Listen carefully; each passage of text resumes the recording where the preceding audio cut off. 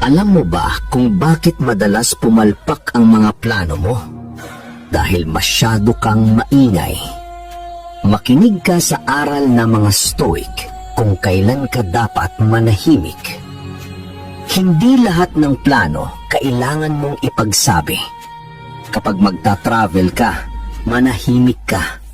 Kapag kukuha ka ng bagong kurso, manahimik ka. Kapag bibili ka ng sasakyan o bahay, manahimik ka. At kapag magtatayo ka ng negosyo, manahimik ka. Bakit? Dahil ang salita humahatak ng pagdududa. Maraming plano ang nasisira hindi dahil kulang ka sa galing, kundi dahil kinwento mo ng maaga. Ang mga salita ay nag-iimbita ng opinyon ng iba.